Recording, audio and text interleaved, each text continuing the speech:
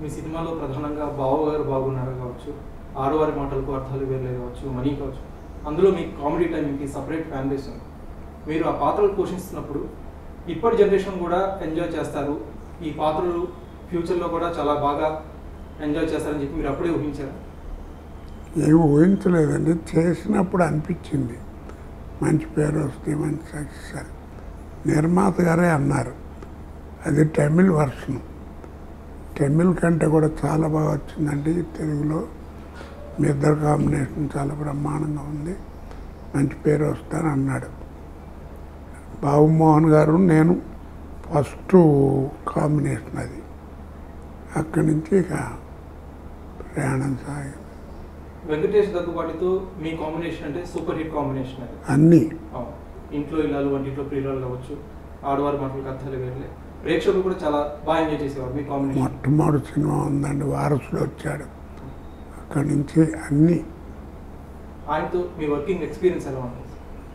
ఆయన చాలా మంచి నటుడే కాకుండా అవతల వాళ్ళ దగ్గర వర్తుందంటే భలే ఎంకరేజ్ చేస్తారండి.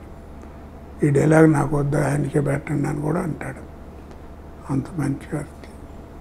ఆయనతో యాక్ట్ చేస్తుంటే ఆయనే ఒకప్పుడు మేకప్ మెన్ గారు చెప్తూ ఉండేవాడు, ఆయన మేకప్ మెన్ ఏం చేశారంటే బాబు క్యారవాన్లోకి వచ్చి మీ గురించి చెప్తున్నాడు అని. వాళ్ళ మా అంత మంచి మనిషి. మీకు మ్యూజిక్ కూడా మంచి టేస్ట్ ఉంది, మ్యూజిక్లో కూడా ఘంటసాల గారి పాటల్ని మీరు చాలా బాగా వింటూ ఉంటారు, ఆయన అంటే మీకు ప్రాణం. ఘంటసాల గారు అంటే గంధర్వ గాయకుడు, ఆయన జన్మే కారణ జన్మ. గొప్ప విశేషం ఏంటంటే ఒక గాయకుడిగా జీవితాన్ని నడుపుతూ పాటలు పాడుతూ 110 సినిమాలకి మ్యూజిక్ డైరెక్టర్ చేశాడు, సంగీత దర్శకత్వం వహించాడు.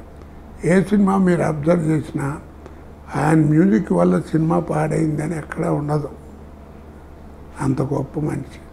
కారణ జన్ముడు అంతే. మామగారి సినిమాలో దాసనారాయణరావు గారితో కావచ్చు, అలానే బాబు మోహన్ గారితో కావచ్చు, మీరు పండించిన కామెడీ కానీ హాస్యం కానీ ఇప్పటికీ యూట్యూబ్లో చాలామంది ప్రేక్షకులు చూసి ఎంజాయ్ చేస్తూ ఉంటారు.